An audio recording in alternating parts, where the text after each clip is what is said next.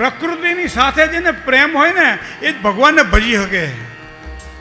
ઘરની અંદર વાવેલો એક નાનકડો છોડ હોય, એ છોડ જો સુકાઈ જતો હોય તો એનું જતન કેમ કરી છોડને જે ઉછેરવો, એ પ્રકૃતિ સાથેનો પ્રેમ છે. સાહેબ, ઘરની આજુબાજુમાં ક્યાંય ઝાડ ન હોય અને એવા સમયે નાનકડો લીમડો વાવી દેવો, પીપળો વાવી દેવો. મંદિરમાં જાઓ તો એ બધા જે વનસ્પતિઓ જે છે, ઝાડ પાન છે, એનું જતન કરો તો ભગવાન ભોળાનાથને જળ ચડાવો અને આ બાજુ પીપળાને જળ ચડાવો કે આ બાજુ કોઈ પણ વૃક્ષને જળ ચડાવો. સાહેબ, બધું સાચું છે. એકનાથજી મહારાજ કાવડ લઈને જ્યારે નીકળ્યા ને અને એવા સમયે ભગવાનના સાનિધ્યમાં પહોંચી ગયા છે અને હવે કાવડ દ્વારા ભરેલું પાણી જળ ભગવાનને ચડાવવાનું છે અને એમાં એક ગધેડું પાણી વગર તડપડતું હતું ને સાહેબ, બધું પાણી પીવડાવી દીધું ત્યાં એને કે આ જ મારો ભગવાન ભોળોનાથ છે, મારે ક્યાં ઉપર જવાની જરૂર છે.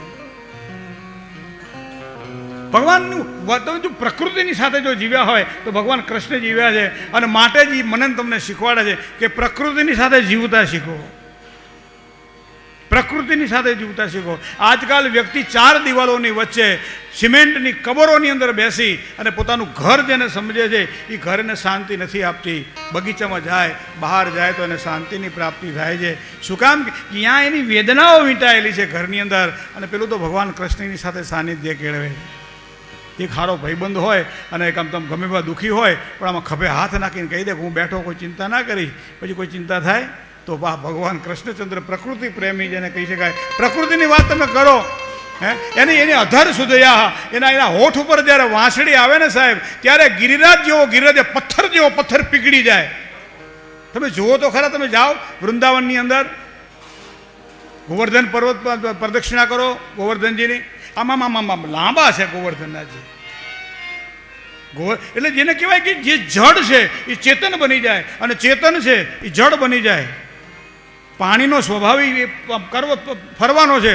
વિચાર કરો, કાલિંદીની અંદર એ ભગવાન જ્યારે વાંસળી વગાડતા હોય ત્યારે કાલિંદીનું જળ થંભી જાય.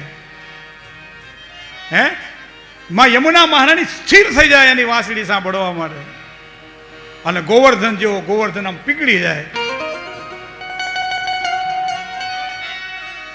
અને ગોપ બાળકો એના મિત્રોની સાથે કદર કરો. તમે કોકની સાથે બેહતા શીખો.